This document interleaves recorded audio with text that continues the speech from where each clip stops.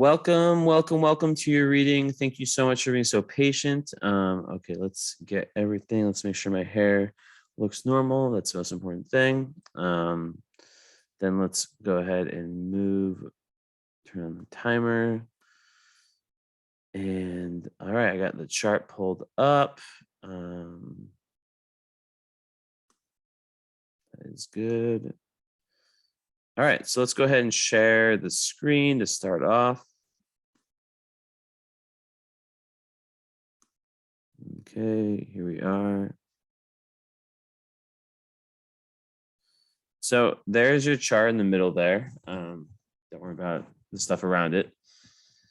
So very interesting chart with the that loaded Sagittarius first house with the ruling planet Jupiter, which is the ruling planet of your chart, in the first house, rising even 6 degrees behind the ascendant, with also Venus in the first house. So what we have here is like an unbelievable Sagittarian chart. First house, like just a divine Sagittarian first house. So what could that be with someone who's a Sag rising? And of course, Moon, Scorpio, conjunct North Node, Regulus, Mars retrograde, and then Sun in Aquarius. So already, just element check. We got fire, we got air, we got a lot of fire, we got air, we got water, but I don't think we have Earth in terms of personal planets. Am I correct in saying that? Okay, so no Earth. So I'll start by saying, I also am someone who has no Earth in my chart, and basically, you can be a very, very creative person, very expansive. You're extremely, from like a psychological perspective, extremely freedom loving and assertive, and you beat to the beat of your own drum, and you're really very unique individual. You definitely don't just you stand out, let's just say. So with that said, lacking Earth has to do with lacking the day-by-day stability, the ability to kind of be the same person day after day, is the way I always explain it. When you see someone that has lots of Capricorn, lots of Virgo, they have this real groundedness. You feel very safe around, like very safe, very secure. They feel secure in themselves, with themselves. Now, too much Earth can be sometimes very boring and very stubborn. But one of the best things about Earth is that it's routine-based, results-based. It's Earth, so it's like they're down to earth. It's humble. So for people who lack Earth, I always encourage them to really focus in on getting a routine that works for you. Even if a routine, if that word is something you're allergic to, just something that allows you, like for example, like somewhat of a routine, but where there's still some room for some wiggle room, right?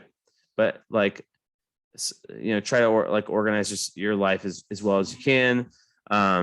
Whether that's meditation, running, whatever it is, that's kind of how you make up for the Earth. And also getting into Earth, getting into nature is really important too.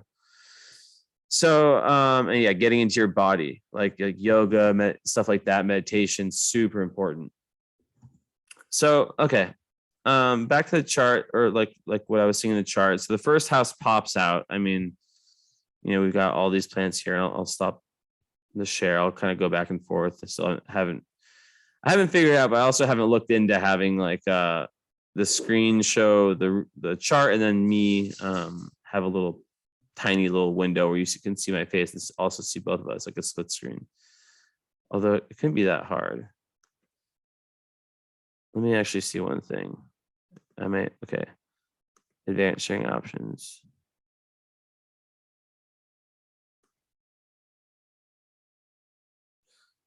Okay, I'll probably just, let's see. Advanced Yeah, I'm just gonna say that for another time.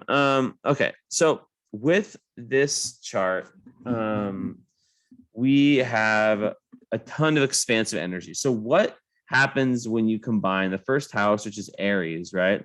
It's the body. So this is also a very, very good totem for your physical vitality and physical health. But what happens when we combine Sagittarius and Aries, right, in that first house? Well, we have someone who is a adventurous person, someone who is very, very philosophical, and who has this need to kind of like their life is like felt like this adventurous, like step after step. Like, you're only born in 95, like, you know, I mean, obviously I have some younger clients, but like a lot of my clients are born like, you know, between 80 and 90. It varies a lot, but like, you're basically, like, from your age, I can tell that you're someone who is super, super curious, like a cat. And Aquarius's sun is definitely cat energy. And you probably knew from a very young age. Let's see what the aspects are saying too.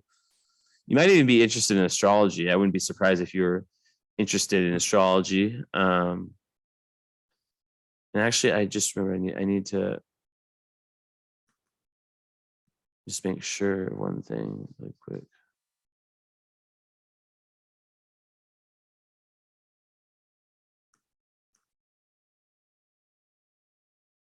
Okay.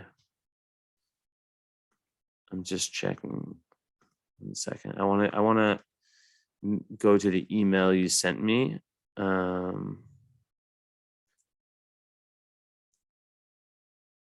To make sure that there wasn't like some like very important info. So let me just hold on. Okay, so list. Okay, so here we are. Okay.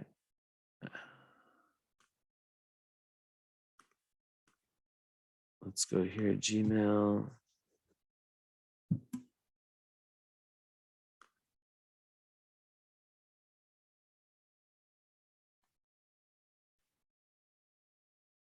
Okay, so it's not showing me. So it's probably in the, my phone's not by me. Okay, I know I have Instagram on my computer.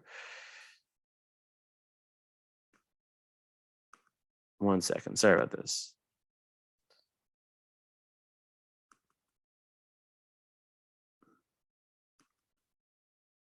Okay. So it's at, okay, that's your at. But anyways, like, while I'm looking, I guess I could still talk. So yeah, you're young, but you're still you're really, really, like, as I said, beat to be your own drum. You have this idea. You had this idea when you were younger that there's a lot more to life. Okay, that's your thing, and you're on this endless quest to find ultimate truth, which is what Sagittarius is all about, right? I know you might be thinking, wow, but I'm only Sagittarius rising. Well, no, you have Jupiter and Venus. I made a post a long time ago. Why isn't it popping up? That was talking about how if you have these two, which are known as like the two benefic, the two like very lucky planets, if you have them in the same house, the same, you know, the same part of the sky, that's super, super fortunate for that house. It's not fine. I might have to go grab my phone. Okay, 1 second. Sorry.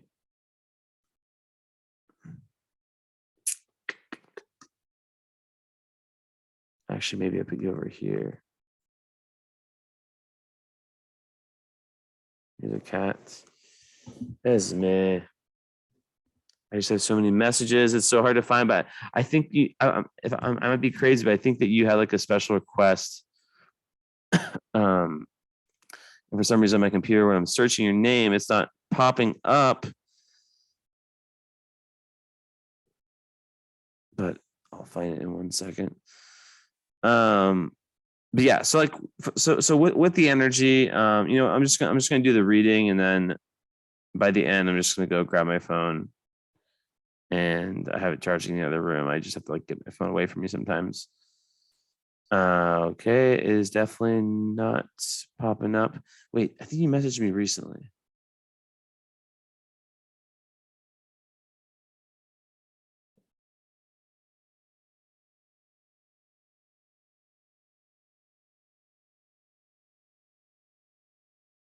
That's not you.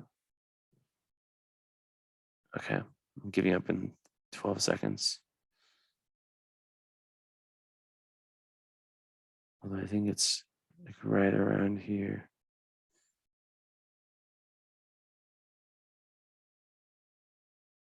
Yeah, there you are. Found you. Okay, so, and this would be, okay, so take your time.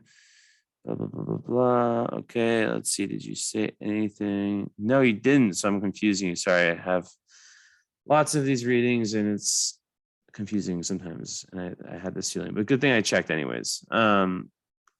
Okay, so back to the reading. So as I was saying, you're since young on this quest, whether it's through traveling physically or traveling metaphorically, to find greater truth. Your sun and your moon are in fixed signs, which can be quite difficult to have that square. I also have that same, or I have a sun square moon, which means that the parents were probably quite at odds with each other, meaning that if you had to like write down like what's the overall philosophy of my dad's life and what's the overall philosophy of my mom's life, they probably wouldn't match up very well. Here's Esme, by the way. So, and a lot of times that can result in a divorce. So basically the Sag part is like, I need to get out in the world and I need to like be a little bit selfish. And when I'm taking risks, when I'm like doing unconventional, nonconformist kind of stuff that really is like, it's all about that authenticity, right? You realize I have this lifetime. It's like, it's not me. I'm not here to like follow some set rules. I'm here to be like the horseman, the Sagittarian horseman, and gallop through the different experiences of life. So a lot of people that have this kind of placement, they start life off as like the gypsy, and they're going around meeting so many different people, having so many different interesting experiences. And with the Aquarius, I bet there's some funky kind of off the grid, different type of experiences, because Aquarius is the sign that's the most nonconformist. And then, the gypsy that becomes the philosopher, that becomes the teacher, right? That's kind of like the archetype of like Sagittarius. So interesting stuff there. In the first house, it's just really, really loading up on the self. So you'd have to watch out. I would just say this to anyone, and I don't think this is you, but if I see someone that had like, Pluto, Jupiter, Venus, in Sag in the first house, right? Like, especially with Venus rising, I would say you got to watch out for like being a little bit overly complacent. Maybe like, I wouldn't necessarily say like arrogant, because you're a Scorpio Moon, and Scorpio Moon, it gives you this ability to. I just did a celebrity chart reading on XXXTentacion, the rapper who died. He has the same sun and moon as you, and he's just like so different, just so artistic, so different. But yeah, anyways, like so that'd be one thing, but really it's just like ultimate expansion.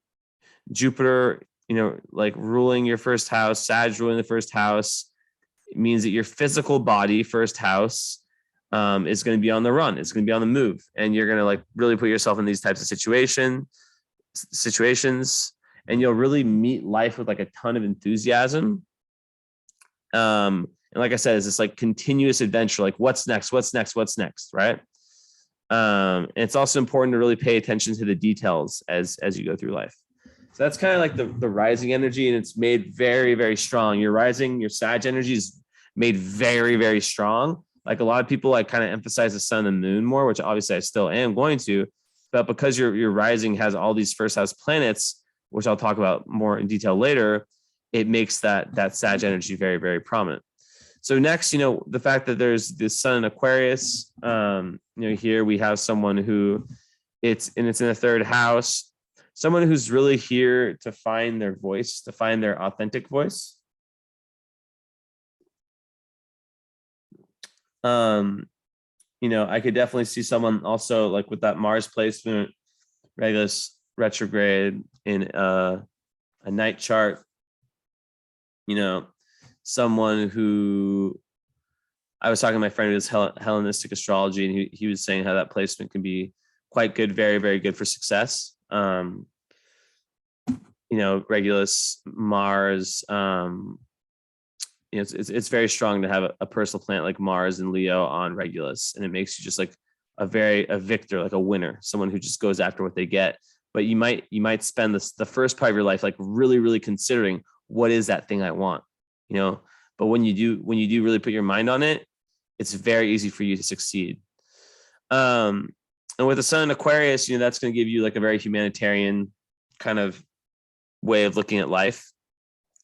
Aquarius people are aliens. They just are. I don't understand them. I love them. I have, Aquarius, Venus, and Mars. So I do understand the energy like on some level, but like Aquarius sun people can just be very hard to pin down. They really, really enjoy their own space, and they're very, very good at giving people space, which is one of the amazing qualities of Aquarius. And I don't really go into sun sign that much, just because I'm sure you've seen like a million different things about sun and Aquarius. Okay, so how does sun Aquarius work with moon and Scorpio? Well, it's a square. So as I said, there's tension. It's difficult. You have a lot of fixed energy. With Leo there too, it's an elemental T square. So basically like what that's saying is that, the way to best deal with like the overall energy of your chart is it shoots out in the Taurus house or the sixth house, which is once again routine, groundedness. Everything I was saying before is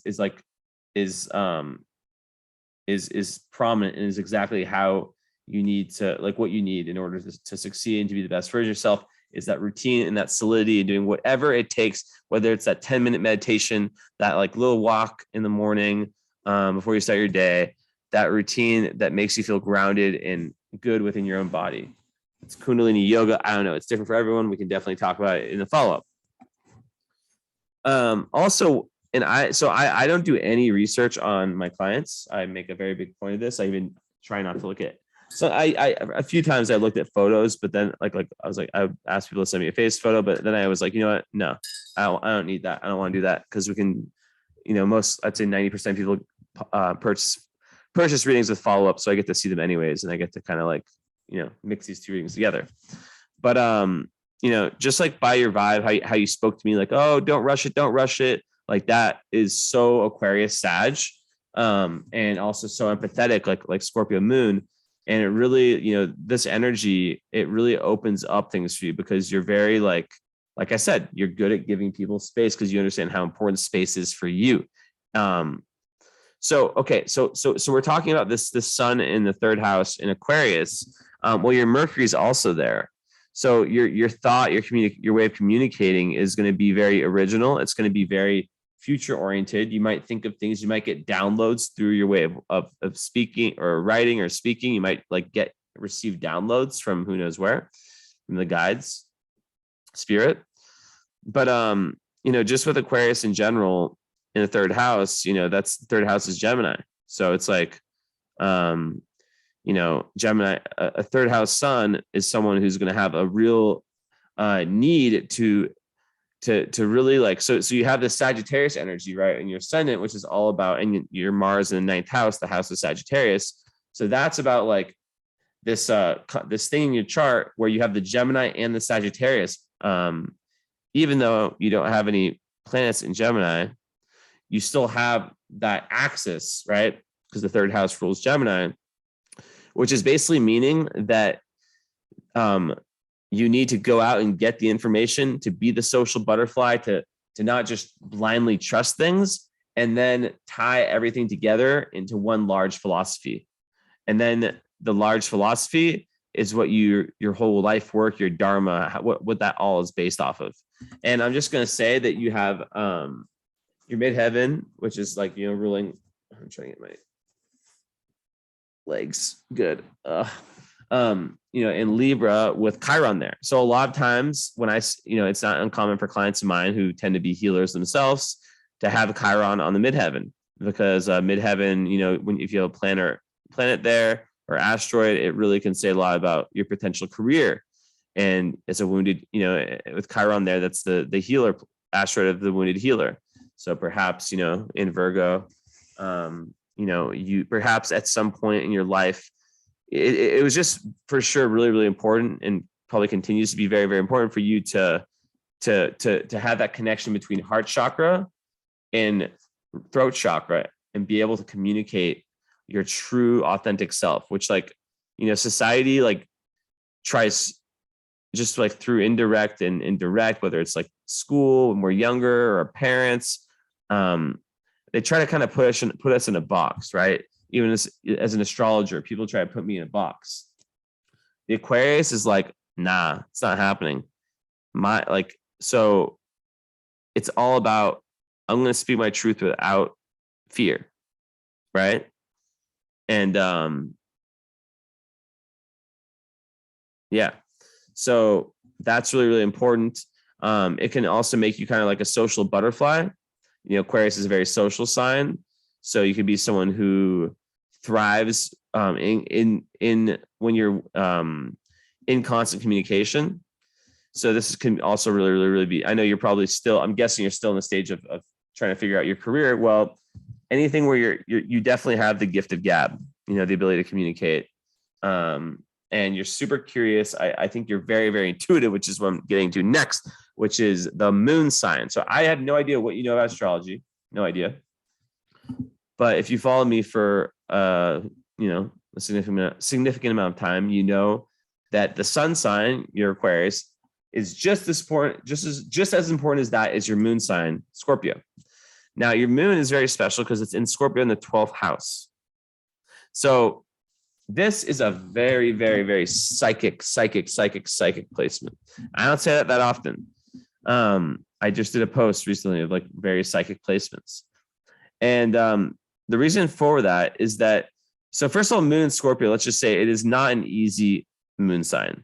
The moon represents your internal environment. It's your emotions. It's the unconscious. It's literally what you need to be fucking happy. If you don't follow your moon sign's needs, you can't feel secure or happy. So that's why some people get astrology really twisted, because they only look at their sun sign. That's only looking at your masculine side and just pushing your feminine side away, right? So moon and Scorpio people, they really, really need to be able to express their inner darkness. Not to say that they're always depressed or always sad. It is a very, very up and down, moody moon sign.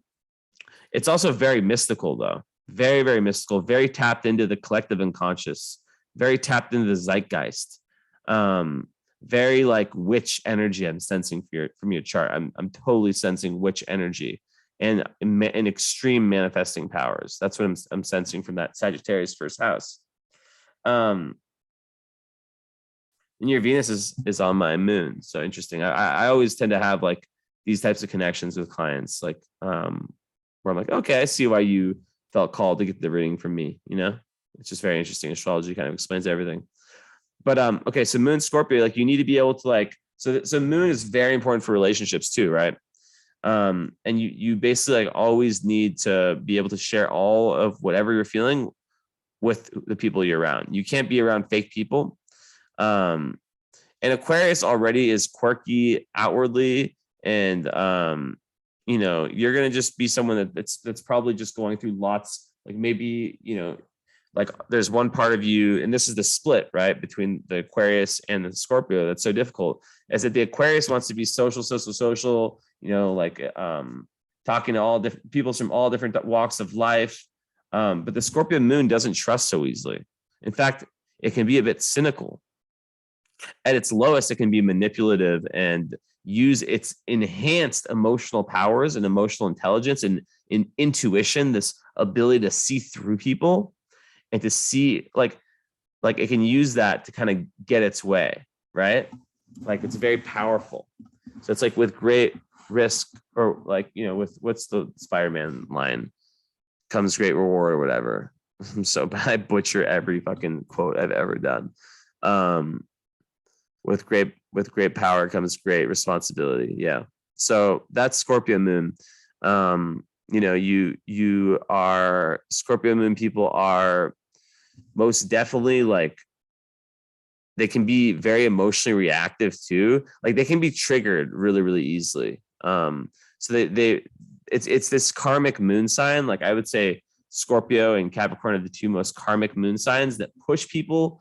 And I've talked about this in one of my posts. Maybe I'll repost it sometime soon, of like my list of like of what I consider the most difficult moon signs. I think I put Scorpio one or two, because these two moon signs, they push you towards growth, towards whether it's therapy or whether it's spirituality or whatever, right? Because like when you're young, and this is a huge message for you, like Scorpio moon people, when they're young, they may have just been so sensitive, and instead of being like a Pisces or a Cancer moon, the two other water signs that might have taken it and just like kept it in or not responded. Well, your moon is ruled by Mars. So Scorpio moons, they respond.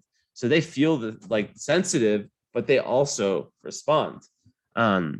So some of them have difficulty, you know, in childhood. And it's just important to know that like it gets a lot easier with age. And yeah. So 1 second.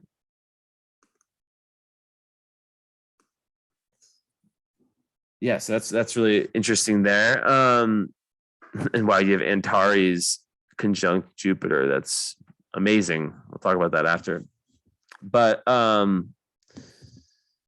so Scorpio moon, as well as that, you know, it's in the 12th house, just so massive. I think that was on my list of most psychic placements, because 12th house moons, you know, they are just, they can be sometimes like loners, in the sense that like they can be very reclusive, and Scorpio moon also in itself is the recluse. So you are someone who needs to spend time alone in order to like recharge your batteries. You know, it's like, and which, so this is another part of this like kind of tension between these two energies, is that there's one part that wants to be out socializing and doing this and all that. This is this other part that gets really, really fucking drained. And it might take advanced age and awareness until, or like it may have taken, I believe you've probably found it, age and awareness to realize like, fuck, like I'm putting myself in all these situations, but like person A or person B is draining the fuck out of me. And then you might also then think like, okay, but like this is probably how everyone feels. I just have to be like strong and deal with it, because the Sag is proud, right? The Sag rising is proud. You see how there's all these different parts. This is like, if you know, I do astrological counseling. I'm a two master's degrees in psychology. So this is like one of the really big things I do when I do the counseling sessions is I push the parts work, right? Finding the different parts in a chart that represent different parts within us.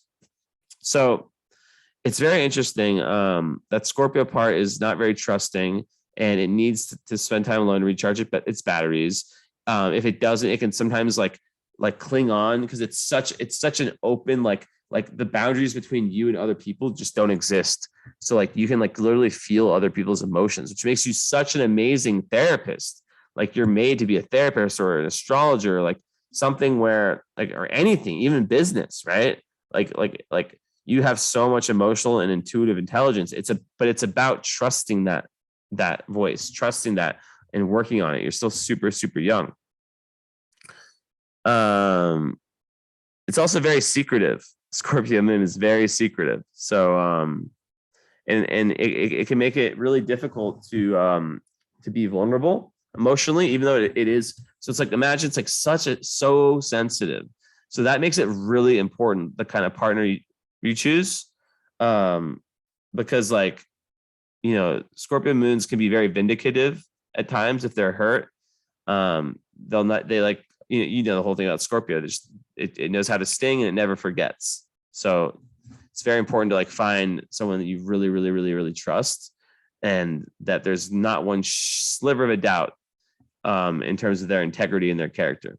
We'll talk more about that a little bit later. So, with that said,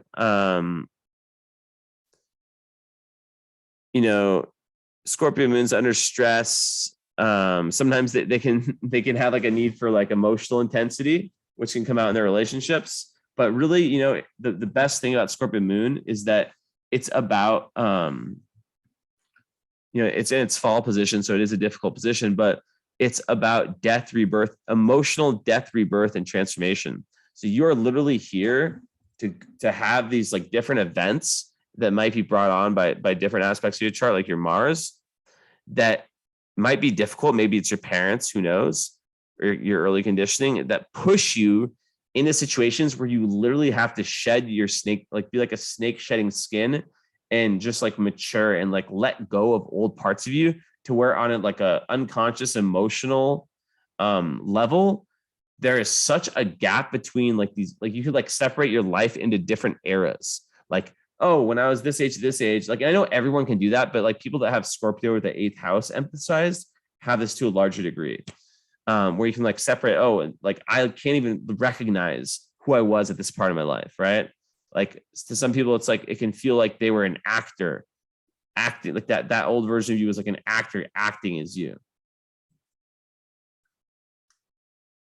So very secretive, lots of time in seclusion, and that totally is at odds with a 3rd house Aquarius sun. So the question, and I hope you're taking notes, or some people taking mental notes, but like as a Scorpio moon, I'd imagine that's also very, very good for researching and probing deep into subjects, right? So know that as well, but you have to be passionate about them. And because it's Aquarius is your sun, you're probably going to be a little bit unconventional. And with, this energy here, your 1st house, Antares and Jupiter, whew, what a superpower.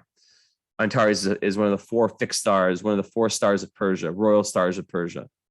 So we'll talk about that in a sec. So that's like this Aquarius versus Scorpio thing. It's like, how do you win? Like how do you fully win when it comes to the goals associated with Aquarius sun 3rd house when your moon is Scorpio 12th house? That's the question, and we have to talk about that live and see how it matches up with your life experience.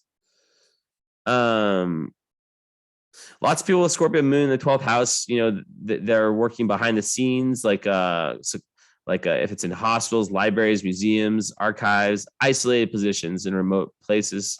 Therapist, like I said, is like a very, very good one. Also, like you can really like do well for your karma, like emotional karma, when you are of service, when you're being of service to humanity, selfless service. And maybe your career will reflect that in some way, your dharma. And what's really interesting about your moon sign is that it's conjunct the North Node. So the North Node in astrology is not a planet, but it's very important. It has to do with destiny. It has to do with the I always call it the mountain never climbed in past lives, right?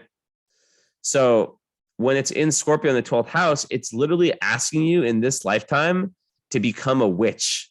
Yeah, to become a shadow worker and to do like you're really, really here to do this deep. I don't say it's everyone. I know it sounds like cheesy Instagram, spiritual Instagram stuff or whatever, TikTok, Instagram, whatever, but you're here to do shadow work, like all the intense work, and you're young. So you're starting early.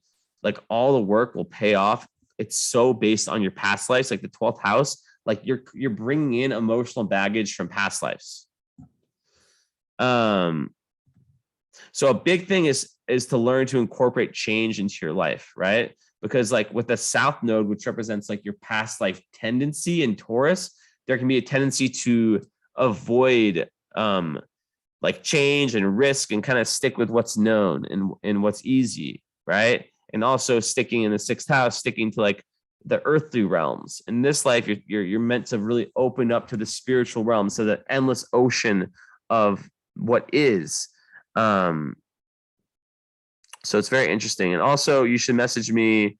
I only say this, like I handpick people for this type of thing, but there's a group that I might invite you into, but it's like invite only. I don't let anyone ask me. Like, it's literally just only if someone comes across my path that I intuitively think would be a good maker. So or message me about that. Remind me of it if you're interested, and we can go from there. But I think it'd be very good for you, and you'd fit well.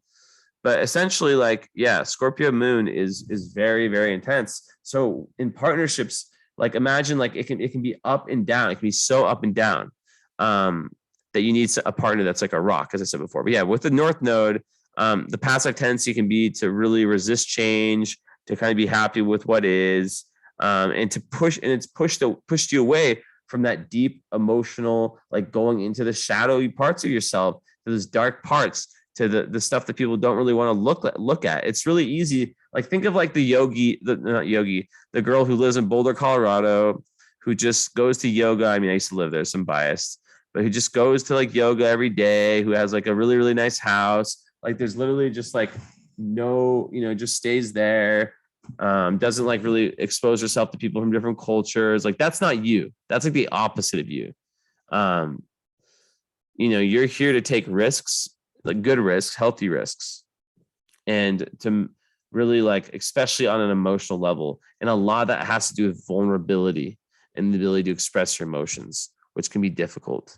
And that's why, therapy or some form of healing that leads you to deeper consciousness and awareness is so important. I think astrology is the best, in my opinion. Astrological counseling is the best way to do this. It saves way more money and way more time compared to lots of other therapies. I think in the future, this is the Carl Jung, the genius of our time. He had astrology built into his therapy because it literally tells us the psychology, and then we know what to work on instead of just like spending a year or two trying to figure it out. It gives us the roadmap. So if you're ever interested in therapy with me, that's something I totally do. I love doing it, and I take it very, very seriously. It's completely different than this.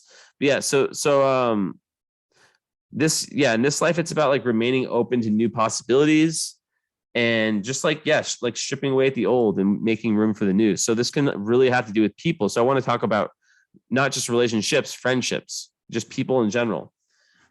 It's very, very important for you, because you might be someone that's very social on one side and makes friends, but then you might realize, oh, fuck, this person's kind of toxic, right?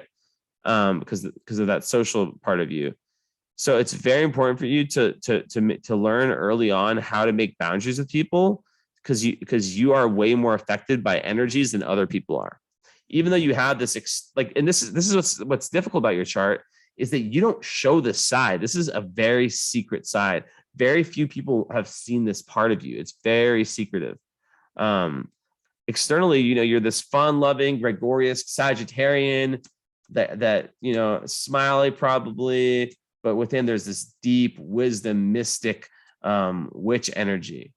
And that is really what needs to be followed. What else can I say about Moon Scorpio?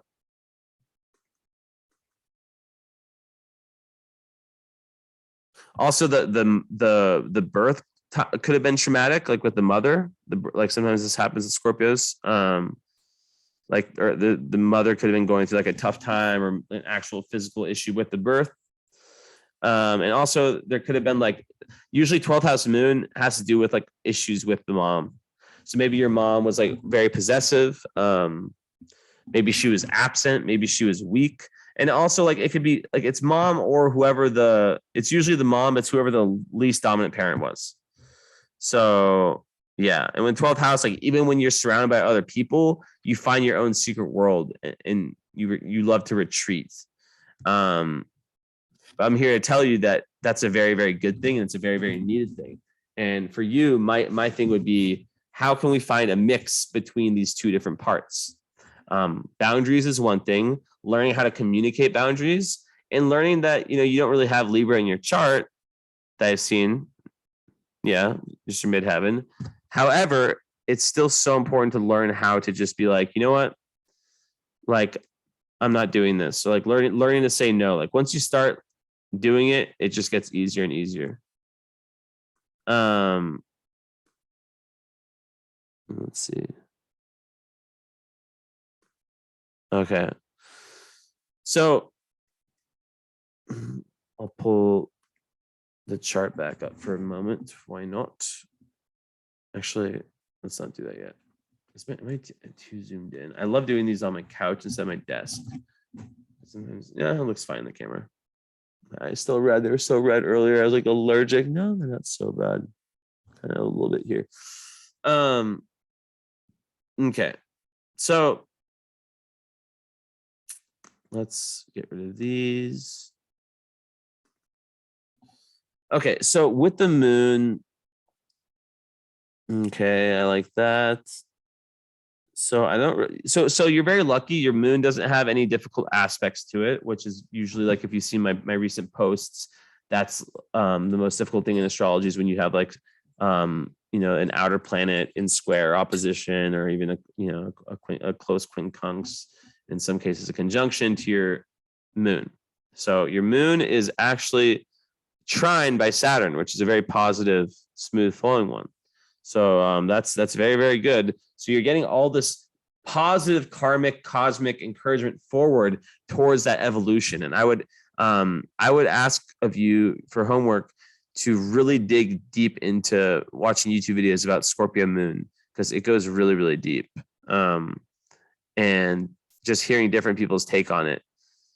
And also Moon in the 12th house. That's like my homework for you. And I'll always come back to like different parts of the things we talk about. By the way, I kind of like go in circles, then I come back here, then I come back there. It's solving a puzzle. This is a cosmic puzzle. It's in my head. It's literally a fucking puzzle. So with the sun, you also you have the conjunction with Uranus, which is 8 degrees, different signs. So do we count it? Maybe a little bit. I mean, yeah, we can count it. I mean, it's in a different sign, but it's also like, it's a sign of Aquarius, or it's a planet of Aquarius. So it's just going to add this kind of rebellious streak to you. You're someone that if someone tells you you should be like this, you'll probably be like, nah, fuck that. But it's very, you're an alien.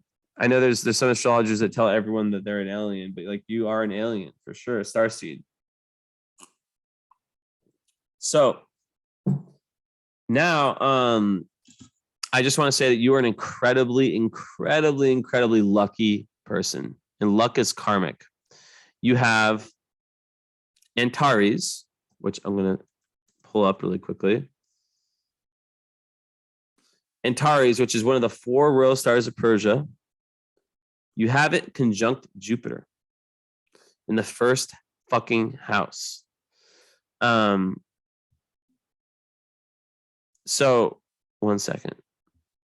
I'm trying to pull up some notes I found yesterday that were so cool.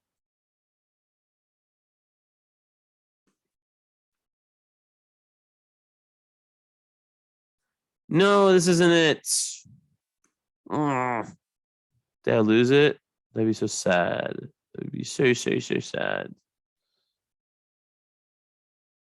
I have to find these. It's so one of my favorites. I just cannot stand how, like, when I save something in my favorites, it doesn't save it chronologically. Oh no, I think I had already saved it, and I tried to resave it, but I had already saved it. That's what happened. Where the fuck is it? Okay, I'm just gonna go to history. I know I was there yesterday.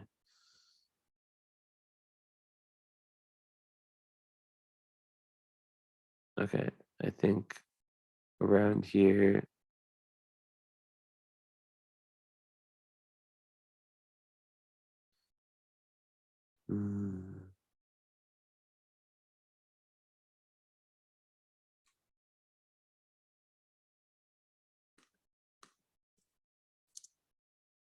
Okay, so here we're getting close.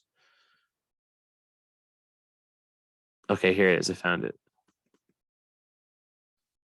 So, okay. So yeah, Antares is a royal star. It represents Archangel Oriole, and it's the watcher of the West. So in ancient Babylonian times, they believed that the four royal stars, Fomalhaut, Antares, Regulus, and Aldebaran, each one ruling a different part of the sky, north, south, west, and east, and representing a different archangel, were the protectors, the watchers. So this is a very interesting one. And is it honor? Is it misfortune? But it definitely speaks to a spirit of adventure, honors, stuff. And it really depends on the planet. So when we look at the fact that you have Jupiter there, that can speak to having. I'm reading here. Great religious zeal, and I'm getting a book. I ordered it. I'm gonna get really, really into these 6 stars, but yeah, great religious zeal, real or pretended, ecclesiastical preferment, benefits through relatives, mental alertness, and then strategic ability and courage makes daredevils. And what I take from this is that it's just like, it's a very lucky, Sagittarius is already a lucky constellation. And to have Antares on your Jupiter, the planet of luck, is that it's just going to give you this real ability to just like to shine and to, if you do something public, to have potential for that, for success in that realm. And then to further that, you have your Venus on your rising. Like, it doesn't get better than that. Venus rising, that means that, even though you're a Sagittarius, you have the kind of Libra, like it just gives you attraction. Like you have this really magnetic aura. Your aura is just like, it's just out of this world. And so you can see how the Scorpio Moon, you're like a spy. You can be like a great spy because the Scorpio Moon is secretly a spy. So you have this like ability to have like this very outgoing personality.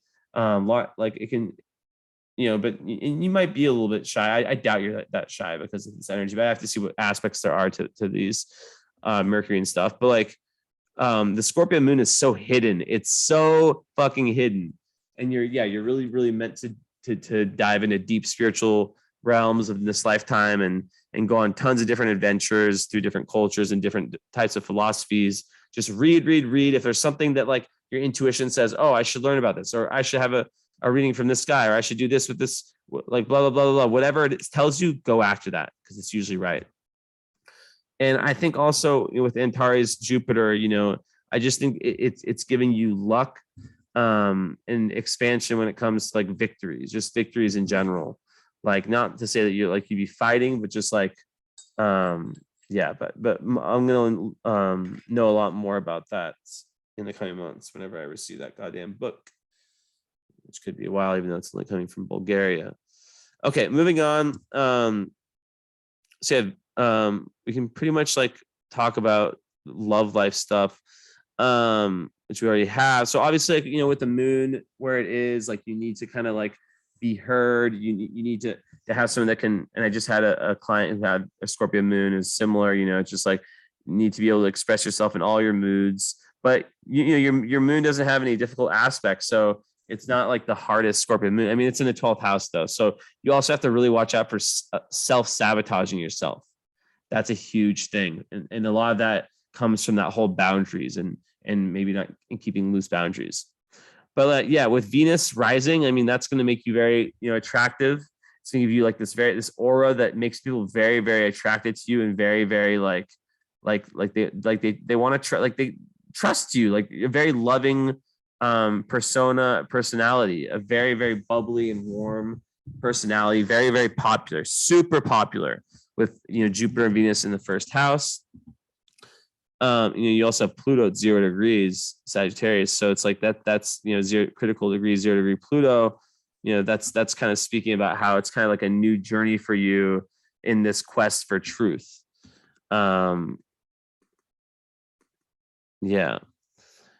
And it's really, really great for leadership too. This whole first house, like first house Pluto can make one a very transformative leader. where you're always challenging yourself and others to embrace change. And it just gives a really powerful personality. So you definitely have a very powerful personality, but then in the back, like behind everything, there's this calculated, observing all the emotional stuff, seeing through people. And I feel like people don't expect you to have this, which is really cool. So maybe think about, how can you use that to your advantage? I'm sure you already have in your life, and I'd really please make sure to bring that up in the follow-up. So, Venus rising. I mean, what can we say? Venus is Sagittarius. My girlfriend, she has that, so I know all about it. You'll have a love of foreign places, a love of foreign cultures. And with Jupiter there too, you're a natural teacher. You're someone who's meant to teach. So in your relationships, you're going to really want someone who you can never be with like a dummy. You can never be with someone who just like sits around and just smokes weed and just doesn't learn anything and just, whatever. Nothing against weed, by the way, just as an example. You're very attracted to people who can help you, who also have that adventurous spirit, and who you can share these adventures with, whether it's hiking or actually going on big backpacking trips, whatever it is, or just learning together. But also just that whole foreign aspect. So people that have Venus and Sag, they're usually a lot of times dating or with people that are from different cultures. My girlfriend, she, pretty much every guy she's ever, not everyone, but most guys she's ever been interested in, whether it's romantic or just friends, she just always meets not even guys, just girls and guys that are from different cultures. She just has that and that's kind of what the Sag Venus is. And my other really good friend, she has this too, and she's just a travel lover. So Sag Venus can be very, very strong and really give someone that love for traveling. And it's a huge part of your learning and your independence, and how you find your own voice and your own self is through these either physical or metaphorical travels.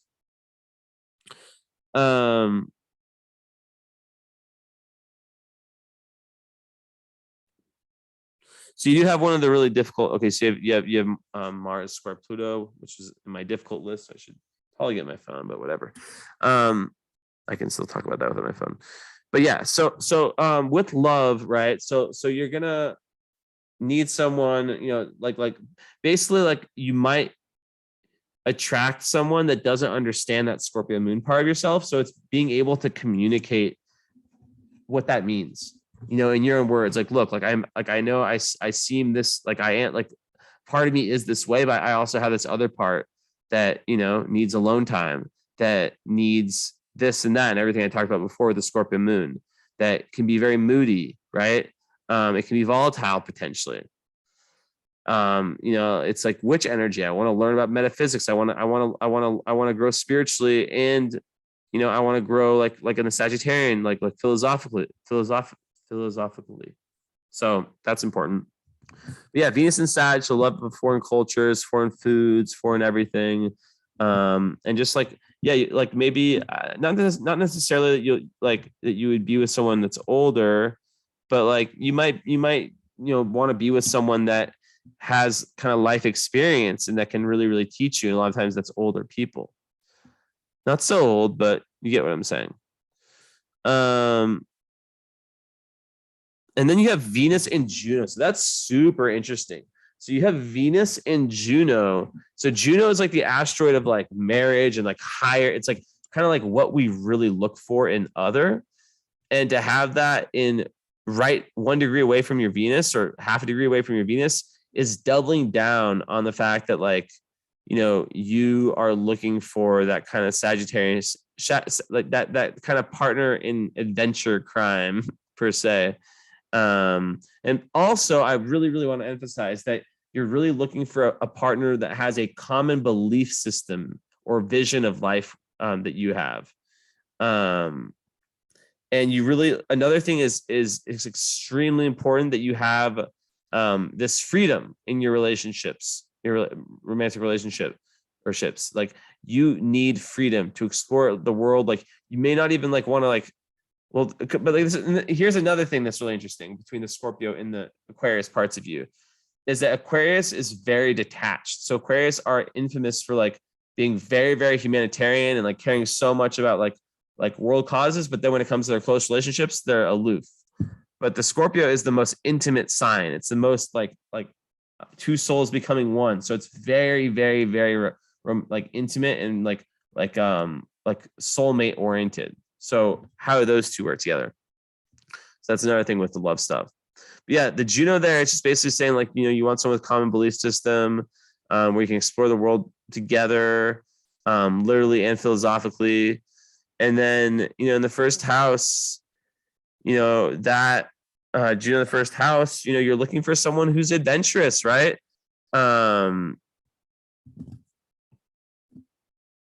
Like, yeah, I don't know how to explain it. Like, it's just like, you're if your freedom is pushed away in any way, like it's game over, when you have these elements, right?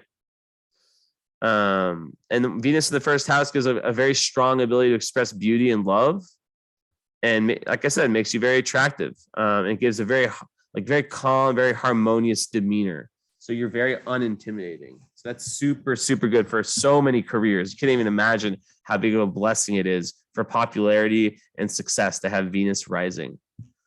It's fucking amazing. It's like what, well, I guess models would probably be more on the midheaven, but like, yeah, like artists, like you look like an artist. Like you have the appearance of like an artist and someone that brings beauty to the world. And you probably do in your own way. But it's also like very good for leadership. Okay, I want to see 7.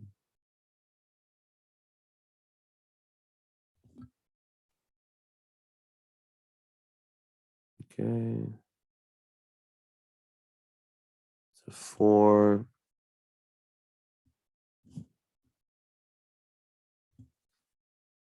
Okay, so then Mars Regulus retrograde. So Mars is in Leo, 29 degrees, conjunct fixed star Regulus. I have a tattoo of it. It's on my ascendant. So that's another connection between me and you.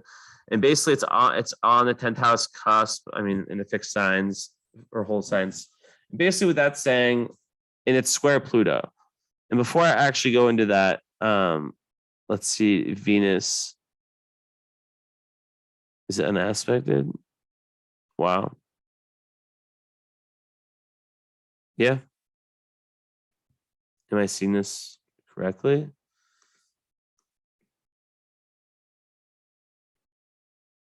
So yeah, Venus, you have an unaspected Venus. I mean, it squares part of fortune in conjunct ascendant. So besides, so yeah, your ability to love is just endless. Your ability to like exude beauty. It's so good for creativity. Like I imagine now that you're probably an artist because you don't have like any blocks in terms. And it's very, very good for self-love. So this is very, very good for like self-confidence, self-esteem, which ends up being really, really good for relationships. So more in relationships, you're looking for, Gemini rules your 7th house. So Mercury. So it's going to, also really, really be important for you to have, it's kind of similar, like someone who you can discuss tons of different ideas with, who has a versatile mind, who keeps you on your feet, who's very non-boring, very intellectual stimulating. And you might feel really, really restless in relationships if you don't have this. And there has to be like a very nice exchange of ideas and that mercurial connection, which I'll talk about Mercury after Mars. So Mars retrograde, in the position it's in, it's very, very strong. Regulus is another one. So you have 2 of these royal stars, 2 of the 4 shown in your chart, which is very, very interesting. What was I just going to search?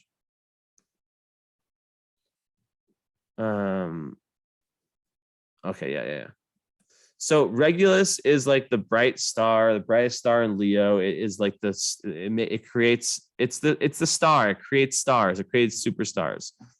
It's one of the most fortunate stars in the heavens. It's about glory, riches, power. It's Regulus. It's regal, royal like. But the fact that you have, your Leo retrograde means that, like, because this can be a little bit violent at times, like the Mars here. Let's see how they have it. It says honor, fame, strong character, public prominence, high military command. Orb is 0.30. This is one who is yours 0.30. No, but then it says these, like, wait, what? No, that's not it. But yeah, like, that's okay. That's if it's exact. So let's see how far is it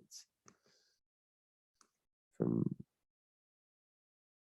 It looks pretty damn close. Okay, so it is, yeah, it's literally within a 0.11. So it says when it's between 0.30, this is one who takes command and gives orders. So more of this, like, major leadership qualities you have. These persons work well in the military. Sorry, these fucking old. I can't wait till I get my fixed star book. Blah blah blah blah. Like high goals and honor and anything competitive would be a better way of looking at that. Even like sports. The commanding personality extends even to their love life, since everyone is merely a stepping stone for their pleasures and ego.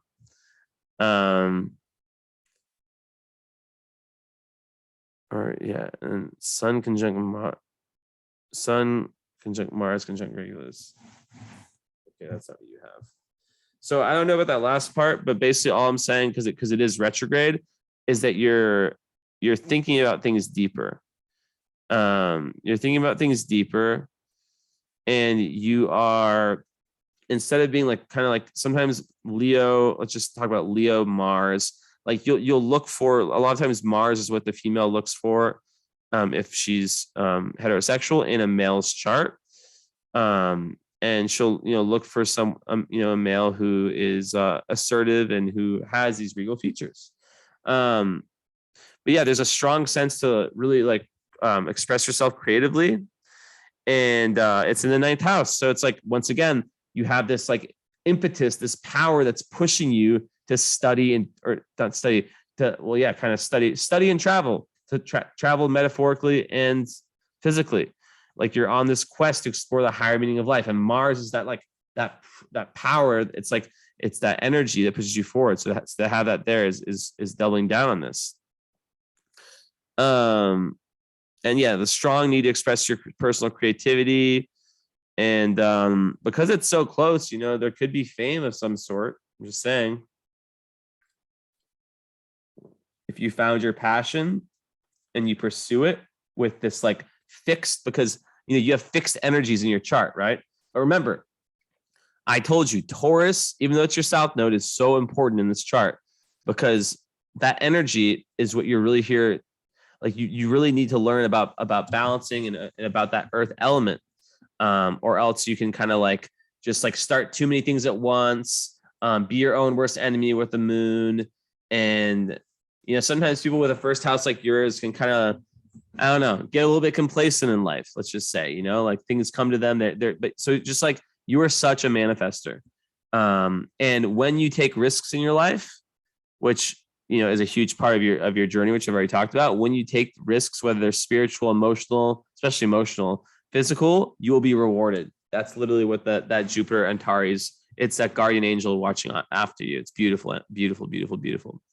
So Mars square Pluto, we have to talk about that. That is the aspect that is really prominent. But before I go into that, I just noticed that your sun is square the nodes, and I want to get out my book and let's see if I can turn it to the right page like I did last time. Nope. But basically, sun square the nodes is speaking about, I think it was like 80 something. I'm so off. Maybe it's 180. But yeah. Okay, that's definitely over here. So okay, so when you have the node, a planet like the sun square your nodes, which is conjunct your moon, like this is such a karmic lifetime. When the sun and the moon are both, one's conjunct the north node, the other is square it. we have a situation where this is extremely everything I've talked about, Aquarius and Scorpio, this balance play, you're living out two different lifetimes within one. I have this opinion, right? And it's learning how can you balance that. This needs to be the emphasis of our conversation, the follow-up. And if you ever do therapy with me or with anyone else, that would be the main kind of like a great starting point, let's just say. This is a very rich chart. I really, really enjoy your chart. Okay, where the fuck is this thing? I think it's soon. Oh, okay. Ooh, and I found something on Moon. Oh, I turned the wrong page. Oh no, that's not it. Is there anything on Moon conjunct North nodes? Okay, so when any planet, like for you, it's the Moon, represents the conjunction of North node, represents a quality that has been developed in recent prior lives, which is useful in furthering the evolutionary intention. So basically what this is saying is that you've been working on this emotional transformation for lifetimes and lifetimes and lifetimes, and you're really like trying to like turn the cycle and like just like get to this it's almost like through doing this you reach like this like nirvana level of spirituality and of feeling in your life and of awareness. It's very, very, very beautiful and it's very powerful. You have lots of ways to get there. Now, where the hell is that page? I should probably put a post-it note in here. Oh, I found it just by skipping. Okay, so it's page 146. Okay, so the sun. So these are known as skipped karmic steps. So the sun as a skipped step indicates that an essential part of the current life energy and purpose is to resolve the issues symbolized by the square to the nodal axis. Literally everything I just said. So the skip steps. So this whole Aquarius this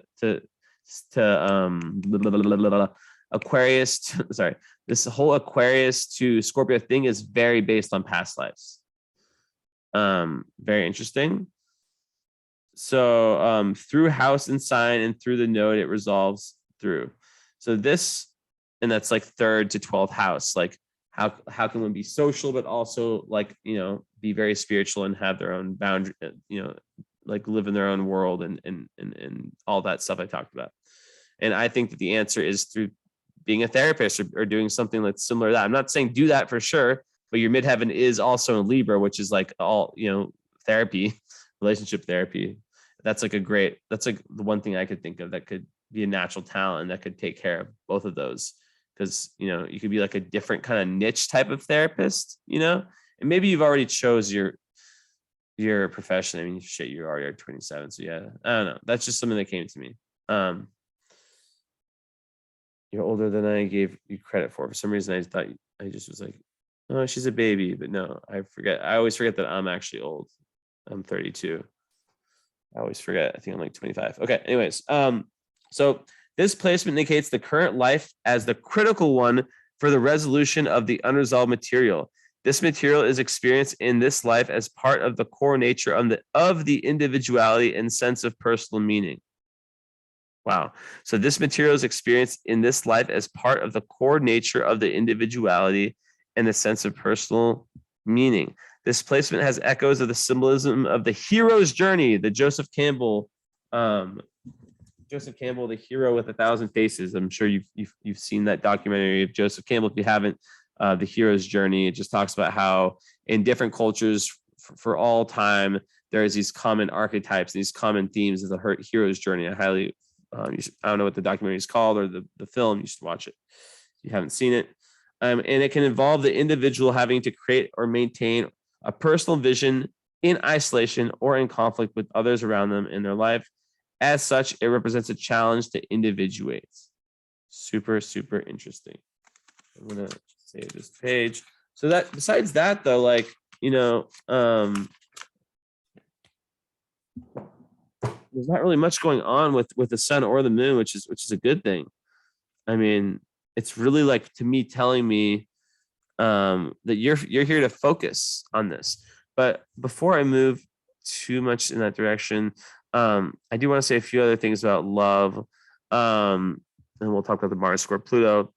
Vertex in the 8th house in Cancer. So that's saying like the vertex is kind of like a second ascendant, but like how you come off in your relationships, which is interesting. Like I never realized that, but then I was like, mine's in Capricorn. I was like, I totally come off as Capricorn when I'm in relationships, but I'm not in other parts of life. But anyways, for you, so it's like you'll come off as very, very warm and very, very Cancerian, motherly, taken care of, and you're really gonna want your doorway to higher awareness through these relationships is through these like really deep and often intense experiences that are completely in sync with what I said about your Scorpio moon. That's the experience, you know, those are the experiences, the volcanic eruptions, if you may, that it takes, right?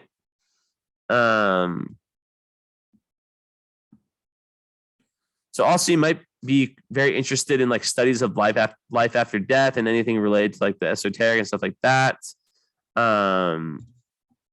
You know, a lot of people that have psychic abilities have displacements, or any kind of like psychologists or anyone who's like searching deep into the human psyche to discover things, healers, alternative healers, anything basically.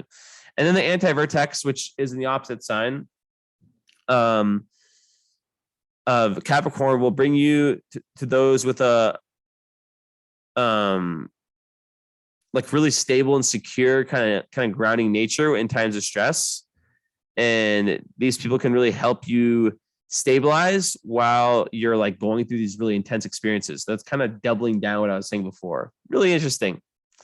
So yeah. You know, in Cancer, it's like giving you like a real ability to understand like the public mood, public sentiment. And that's really, really cool to be tapped into that. You're already tapped into the collective unconscious, I said before. But yeah, you can really, really feel, you have amazing empathy. You can really, really feel like the energy of the people around you. And definitely there's potential for like mediumship abilities with this placement. So very cool stuff. All right. And yeah, like the anti-vertex in Capricorn is similar. It's like drawing you to those who can help you structure your feelings and present them to the public.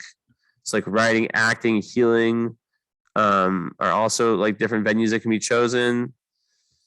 And these people will also, which I'm thinking like relationship, will protect you when you feel really vulnerable. Like they'll like when you're like allowing yourself to be vulnerable, which can be so hard, and like really cry and or whatever it is, the Scorpio moon, they'll protect you. You'll feel really, really safe with them.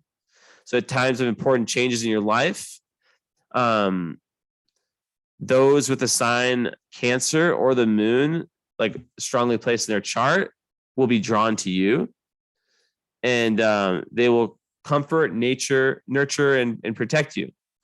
So help you shed that like skin and move towards those transformations into like a stronger, deeper, more meaningful life. So yeah, Mars square Pluto. I mean, man, like I talked about this.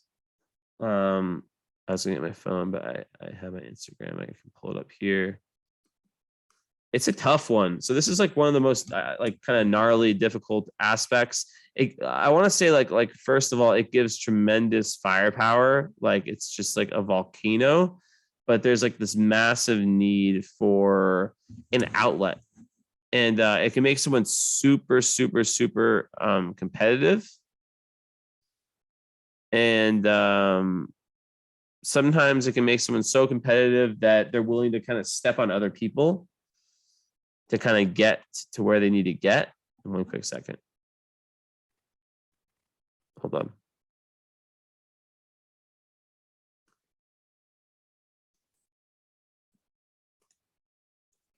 One second.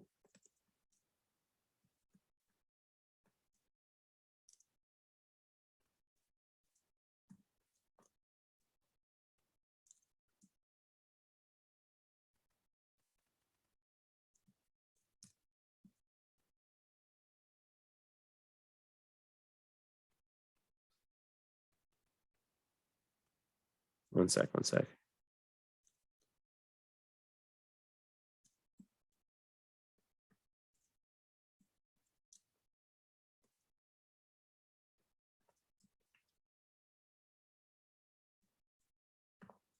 Sorry, I accidentally opened a message I have to respond to. You know, when you do, I try not to open messages, but when I open them, I have to respond or I just will forget, and I can't do that. I'm just responding.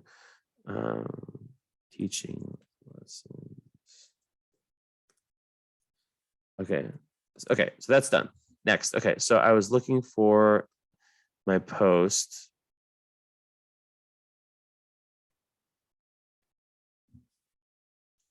Okay, so what did I say about Mars square Pluto? I said this is the ultimate explosive and volcanic astrological placement.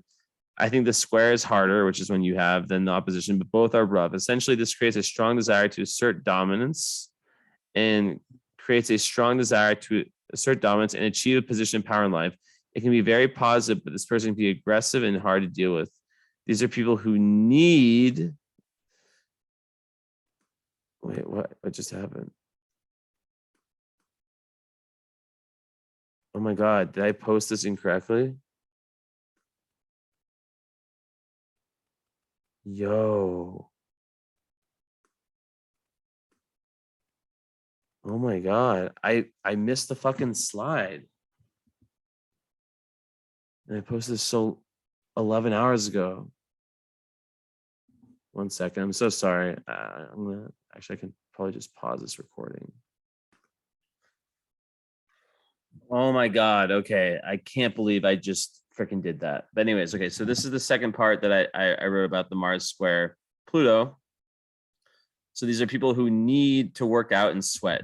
They have so much energy, sexual energy. So it's very sexual too, and are very ambitious. But if their ambitions are blocked, watch out. Stay out of their way. Temper tantrums are common. Also, I must add that this aspect can be implicated in sexual violence and also the R word. Not all the time, obviously, but there is a potential connection between Mars and Pluto and like kind of dark sexuality. The opposition here will bring enemies and the karmic, which you don't have, but the karmic lesson overall is to learn to breathe, to gain perspective, and to not seek revenge. This can be turned into a superpower. All in time, let go of the ego. So it has a lot to do with this like emotional transformation that we talked about. And now my timer is like way off because I just was on pause for a long time. So we'll just forget that. So yeah, so that's interesting. So let's what else can I say about that? Yeah, it just creates like this strong desire to just like, it's very, very, very like just like go getter at energy, and it can be very, very dominant. And when it's in Regulus already, which is like the military commander energy, you can like attract kind of but it's a square, so it's more of an internal battle. So like there's like this part of you that really wants to be powerful, but the question is, how do you assert your power in a way? Well, guess what? You're super fucking lucky because you have that first house, Jupiter and Venus, which makes you come off way less like kind of like the negative manifestation of what I just read. If that makes sense. So the Sagittarius energy actually like makes you like way more of a leader. But yeah, there can be definitely potential temper tantrums, but because it's retrograde also, that can also potentially really, really dim it, which can be good in this circumstance. Okay, so moving on, where did the chart go? So Mercury, in Aquarius, I mean, you're brimming with original ideas. You are, you like to exchange ideas with other people, technology, the future, futurism. You probably love me and Trey's podcast. If you haven't heard it yet, I have a podcast with my best friend Trey. We talk a lot of very Aquarian stuff. Actually, it's actually our composite chart is kind of cast. It's on the link in my bio if you're ever interested. But yeah, like very, very group oriented, very humanitarian oriented. You can be an inventor. You can be someone that just like has these ideas come out of nowhere. Writing is really, really good, a strong point for you. You could, like, this is the chart of someone that could be a writer potentially. So very inventive thinker that can rebel against the old and traditional ideas. And the fact that it's in the third house, that's a beautiful place for Mercury.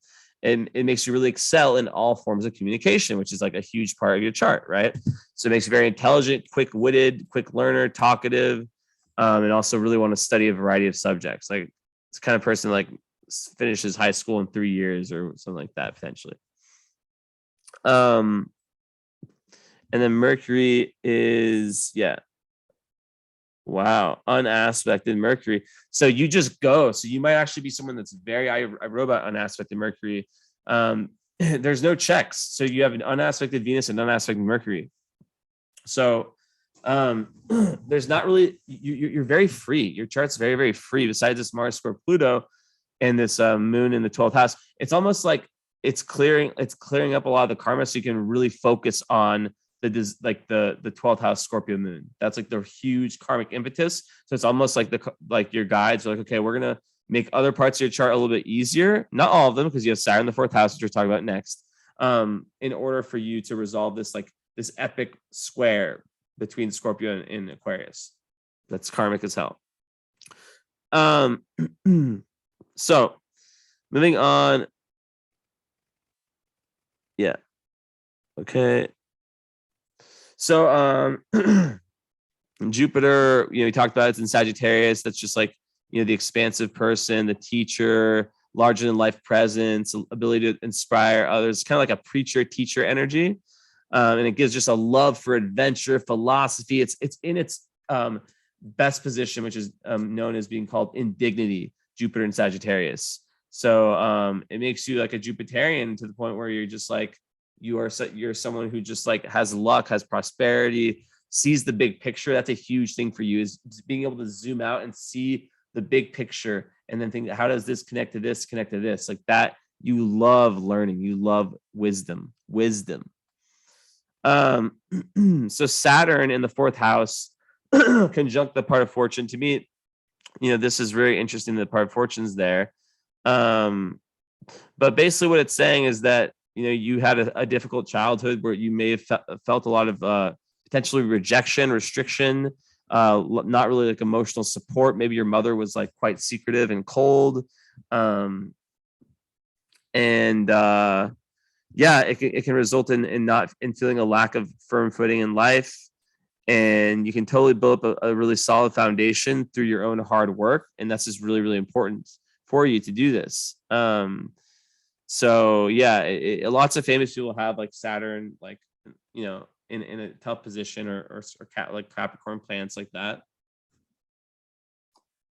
But things are going to get a lot easier for you in the Saturn return, which is, I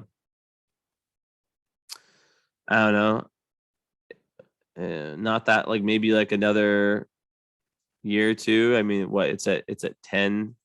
Should I look when your Saturn return is? If it mirrors, let's say 2023, maybe at the end of like next year, maybe before that. 10.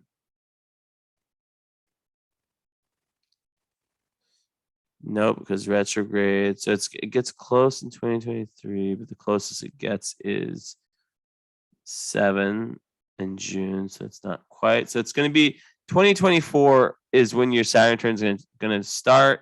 I think it's going to be like probably January. Let's just double check. I'll tell you the exact date. And that's another chart. By the way, like, this is like the birth chart reading. You get this done once, that's it. It's saved. You have it. It's a book of your life. But I highly suggest all my clients, if they can afford and if they're interested in me as an astrologer, to do the current astrology reading once a year. I'd say that most people, they get this reading. After that they get after the follow-up, they do the current one, which is a live reading where we just we meet live on Zoom and we talk about like the current chapter and how the energies are for you right now, which is a completely different type of astrology than this. Okay, so Saturn return is officially March 2024, around March 10/14. Like March 4th, March 3rd, March 4th, 2024 is when it will officially start. And let's just say that you'll feel it for really hard 2024. And that this is when, like, the coming of age, when you become an adult. Don't be afraid of your Saturn return. For you, like, a lot of the tough, childhood energy. Like, sometimes people have to, like, take care of like a grown up, like an older elder in their family. Like, sometimes there's like a very karmic person that comes in your life. Sometimes it's like a sickness. Sometimes it's like a new talent, or like a weight that's lifted off your shoulder of some sort. It's really like so. But like overall, the overall energy of the Saturn return is that it pushes you into like away from like the kind of childish like delusions. It's like the metaphor is like the guy who always was like, I'm going to be a superstar guitarist, finally settles on. It's not about settling, but says, okay, I'm going to be a guitar teacher. I'm going to start this company that sells guitars. I don't know. But it's not just about selling. It's about being realistic and being responsible and moving into like I used to like party a lot, like go out all the time, super social. And I still go to like music festivals and stuff, but like I probably like drink alcohol like less than like last year, like less than 10 times. And it's usually like all in this like same span. And like I'll have like 4 days in a row for a music festival, and then just like nothing. Before that, it was way more. So that's just like one example. Like I matured a lot. I grew a lot. I started working a lot harder. And I'm still the same me. I'm not a boring adult. But I'm more mature and less with the dumb shit. Okay, so 2025, just looking at it, you'll start to feel it kind of ease off. It usually lasts around a year, and then I'd say by the end of May of 2025, you're definitely just like in the clear, and then it goes retrograde. But yeah, like if it's at 10, you could just rule of thumb it that by like April, May of the next year, that it will be over. So yeah, around a year. But yeah, so that's because Saturn Pisces makes you a very compassionate and intuitive worker. And you can have really, it just talks about having really, really strong karma to be worked through in this lifetime, which we've already talked about. And the fourth house, yeah, restrictions and maybe like some kind of level of coldness when it comes to your family. And that could really, really push you away from that, like from your two really huge karmic objectives of one, that deep emotional connection, the Scorpio Moon transformation, and that like throat chakra communicating your truth. So something to look out for. Okay, so then you have Uranus and Neptune both in the second house. That's about finances. Uranus in the second house can make someone like a minimalist, because it can make like finances kind of go up and down, sudden changes in income. Money's there one moment, gone the next. Having Venus, which is spending, in a fire sign, can make you somewhat of a spendthrift. So you got to watch out for that. And yeah, like it's kind of like karmic. You can also have like lots of really amazing like genius like money making schemes, and really value your own originality. Also, that's another thing. And have also unusual possessions. I love that one about the second house spin, or Uranus. And then second house Neptune, it's like that one's difficult because it can make one very unrealistic in their own assessment of their own self-worth. So although you don't really have, oh, my cat's back. Yeah, so you like people with Neptune in the second house, they can have difficulty seeing themselves, and that kind of goes to the lack of Earth in your chart. So doing things like practicing in front of a mirror or filming yourself, or like getting in touch with your creative side is super important. And also with finances, it can give lots of fog around finances and kind of this confusion around them. What else could I add? What do you think, Yasmin?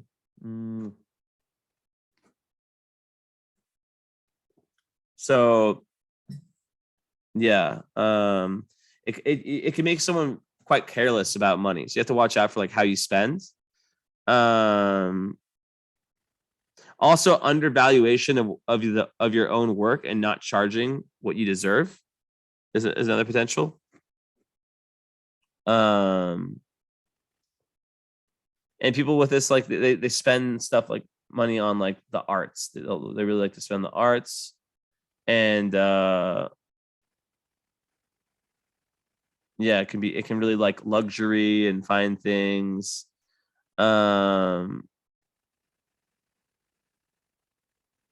But then with Uranus, I'm just kind of like looking at my notes and filling in blanks of important things. Uranus, it's just a minimalist energy. It's like kind of like it makes one like really want to like have like a bohemian kind of lifestyle. Like the up and down with the income. So you don't want to tie yourself don't get into like credit card debt. That's my advice, right? Like try to be like as like grounded as possible with that, which is why I like having like a partner that's like financially secure or and not like gold digging type stuff, but like someone who's like responsible with finances could be really, really positive too. Okay, so we're getting close to wrapping up. I'm gonna charge my phone. So maybe I'll show the screen again. Okay, so that's what we were talking about down here. The nodes, let's see. We talked about that. Sextile Saturn. Okay, so yeah. Second house ruled by Capricorn though, so that's actually like good for finances. It's like that actually kind of like puts a little bit of some of those outer planet energies a little bit that I just talked about, dims them a little bit and makes it so you can be more steady with your spending. So that's really, really good. And with the way you earn money, your thought process is going to be super original in the way you think and talk. There can be some confusion around your early family life, as well as like the potential like difficult kind of like childhood that may have like really restricted your free expression. There can also be some confusion in terms of the actual memories of it. Pisces ruling the 4th house, Neptune in the 2nd house, and maybe like having this feeling like you really have to make it in this world. I'm not sure. I can't tell like if you've come from money or not from this. Aries in the 5th, that's just like energy of go-getter when it comes to creativity and artistic stuff. I'll show my face again.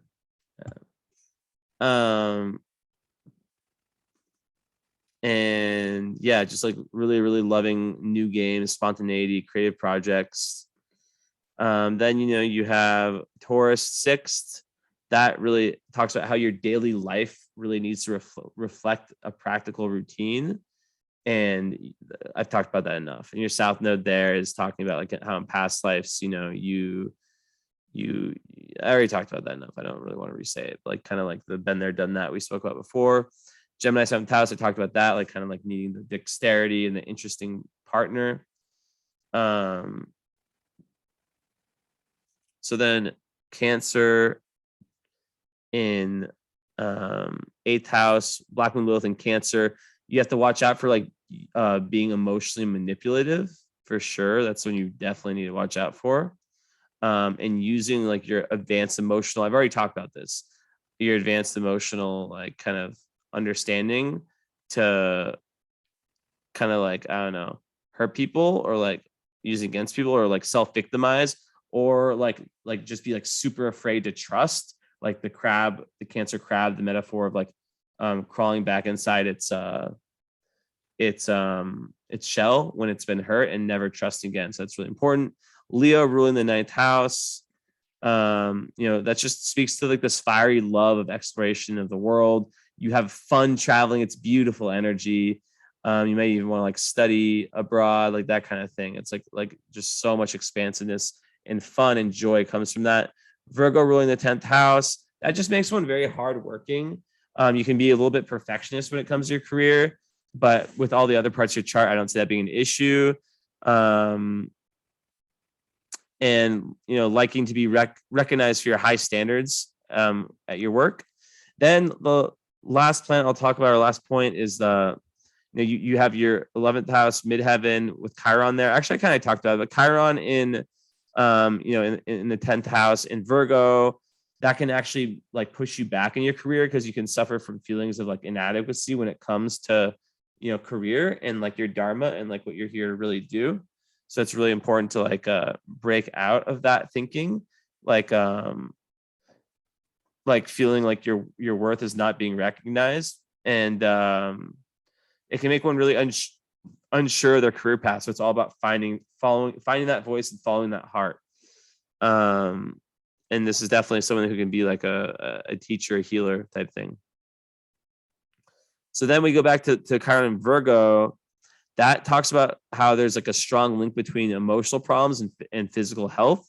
So a lot of people that have this usually have different kinds of charts where it's like workaholism is a potential, stuff like that, which I don't see. I see you more as someone who definitely is a leader and worker, but I don't see like being really hard on yourself is something. I mean, maybe like with a Saturn placement potentially, but I don't see that.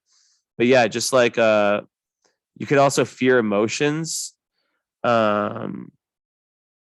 and health and healing are super important to you. And it's like important for you to become like a servant, like a servant, or being a service to humanity through being a healer, maybe through your work, which, with midheaven and Libra, you're going to want like a profession that has like beauty, that has like, Libra is the scales, right? So that like the beautiful surroundings where there's balance, and Libra rules the one, the like psychology, or like that any session where you have a client. It's also very, very good for business, a harmonious work environment. So then, last thing I do is I read before the 12th house is Pluto. I always go to my Pluto book, but 12th house ruled by Scorpio. That's just intense past life karma. You may fear like the intensity of also like your own unconscious feelings, and that moon in the 12th house, you can maybe fear it and kind of repress emotions because of that. So maybe like attempting to control your emotions and choose logic over emotions, because that's like what the Aquarius side will want to like distrust emotions. So it's all about like learning to express some of these feelings in order to dispel them. So then finally we go over to Pluto, which I already talked about in the first house. Pluto is kind of like that, kind of like the North Node in the sense that where it's like by following Pluto, it's like the trip down to the underworld, but by getting to the underworld, you get the greatest gifts. Like you find gold, like metaphoric gold. It's like basically like the whole point of your chart, because you have the moon, Scorpio in the 12th house. So like the Pluto in the first house is just gonna talk about how like the deepest evolutionary impulse is towards independence and freedom, which is totally in line with the rest of your chart, is it not? And perhaps this was held back in a past life, independence and freedom. So this will be felt instinctually, and there could be little insight into this. And this can also play out in your relationships, if you feel like boxed in and like the need to revolt. The evolutionary purpose, or there could have a conflict between the soul and the ego, like the needs and the wants.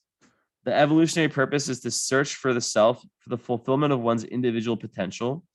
The first Aries first house wants novelty / instinctual bodily experience, while the Pluto Scorpio, which is your moon too, as I said, wants a deep inner psychological meaning of experience. You see, so that's like the kind of back and forth.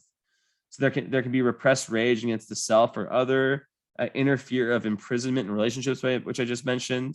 And the healing is the seventh house, which is like all about reaching out in relationships, finding the right ones, and in these relationships, reaching out to help understand what you want due to this conflict. And you can be really instinctually drawn to some people and repelled by others. And there can be lots of like repetitive, kind of almost toxic relationship issues. So that's something to really, really look at. And that's like why, like when I say like counseling, if it's something you like, it's very, very practical for everyone. I do therapy every week. And I think everyone should if they can. And the critical factor is transcending this intimacy paradox. But the critical factor, which I said this at the start of the reading, in transcending this paradox of intimacy, of sharing and all that, is choosing the right partner. So with that, that's everything.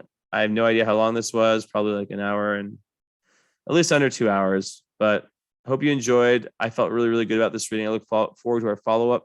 Thank you for your patience and coolness. And I'm going to watch some basketball and maybe do another reading. All right, let me end this. If I can find the button.